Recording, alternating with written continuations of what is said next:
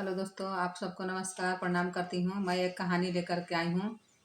एक चींटी, 5 चींटियाँ एक बच्चे को जान से कैसे मार देती हैं। तो आप लोग इसे ध्यान पूर्वक से सुनिएगा। एक राजा रानी थे। अगले जन्म की कहानी है। एक राजा रानी थे। उनका एक संतान था। कुछ दिन के बाद रानी साहिबा मर गई और उनका बेटा था 7 साल का। 7 साल का बच्चा था। तो उसको फिर अब हुआ कि सब कोई कहने लगा कि बच्चे को माँ की ज़रूरत है। तो राजा साहब ने शादी की। वो भी 5 शादी किए। जब 5 शादी किए तो 5 रानियाँ आई। तो बच्चे को मिलकर सब सताने लगी। कोई कभी उसको छिनोकी काटता, कभी चाकू से कुछ रेतता, कभी उसका गला काटता, कभी उंगली काटता, कभी उसको पैर हाथ काटते। इसी तरह करते करते अब बच्चा बताता नहीं था अपने पिताजी से। कुछ दिन के बाद वो बच्चा मर गया। राजा साहब का लड़का मर गया। जब लड़का मर गया तो राजा साहब को बड़ा चिंता हुआ, दुख हुआ, रोने लगे। वो अपने मंत्रीगण से बोले हैं कि मेरा बेटा मर गया, मुझे मेरा मरा हुआ बेटा वापस चाहिए।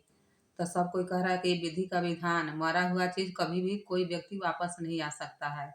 तो राजा साहब बोले नहीं, मैं अपना बेटा जिला करके ही रहूँगा। फिर वो अपने गुरुजनों से, अच्छे आदमी से, जो उनका व्यक्ति था, वो अपने गुरु थे, उनके बहुत अच्छे गुरु थे। वो बहुत ही आग पाछ जानते थे, 12 वर्ष आगे पीछे, पिछली जन्म अगली जन्म का की कहानी भी कुछ जानते थे।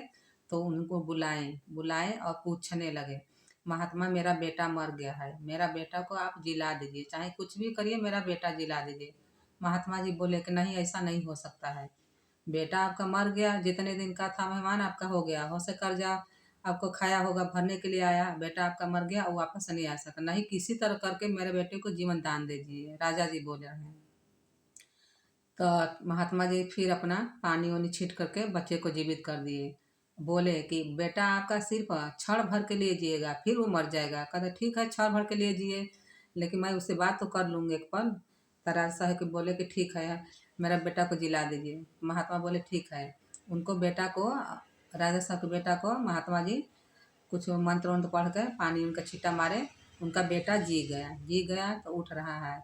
तो राजा साहब चले अपने बेटे को गले लगाने के लिए। जब गला लगाने के लिए गए तो बोल रहा है लड़का, खबरदार। तो बोला मेरा बेटा बेटा बेटा कह रहे हैं। तो कोई किसी का बेटा नहीं है, मैं आपका बेटा ना हूँ, ना मैं, आप मेरे पिताजी हैं, न ये कौनो मेरी माता है। मैं किसी का बेटा वोटा नहीं हो सकता हूँ, और न मेरे पिताजी हो सकते हैं। तो कह रहे हैं राजा साहब की, बेटा तू ऐसा क्यों बोल रहा है। तो राजा साहब जब लड़का बात बोले तो लड़का बोला, मैं किसी का बेटा नहीं हूँ, मैं आपका बेटा है ही नहीं। लड़का जिक्र करने लगा। तब बोले राजा साहब की, बेटा तू ऐसा क्यों बोल रहा है। तब बोले लड़का बोला कि राजा साहब देखिए, ऐसा बात है, आप पिछड़ी जन्म में महाराज थे, मैं आपके यहाँ नौकर था, मैं आपके यहाँ काम करता था, मैं आपके यहाँ से कुछ न कुछ ले जा करके देते थे, मैं खाता पीता अपना सो जाता था, मैं आपके यहाँ नौकर बनिहारा था। तो उसी जन्म की ये कहानी है। तो लड़का बताने लगा कि मैं आपके यहाँ का नौकर हूँ, आप याद कीजिए, ध्यान दीजिए पिछली जन्म, जो कि मैं आपके यहाँ से 5 उपले लेकर के आया था, गोईठा कंडा जिसको बोलते हैं।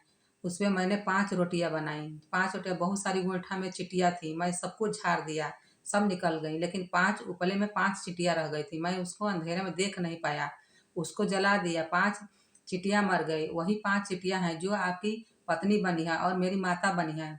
न तो ये मेरी माता है, न मैं आपका पुत्र हूँ, और न मैं आपका पुत्र हूँ, न आप मेरे पिताजी हैं। ये सब चींटियाँ हमसे बदला लेने के लिए आपके यहाँ आपकी पत्नी बन करके, मेरी माँ बन करके आती हैं। हाँ तो दोस्तों, आप लोग को ये कहानी कैसा लगा। देखिए, कहा जाता है कि कोई भी कर्मों का फल एक न एक जन्म जरूर उसको भोगना पड़ता है, चाहे इस जन्म में भोग ले, चाहे उस जन्म भरे। ये कहानी से यही सीख मिलता है, क्योंकि किसी को सताया हुआ कहीं जाता नहीं है, कहीं न कहीं उसको भरपाई करना ही पड़ता है। धन्यवाद।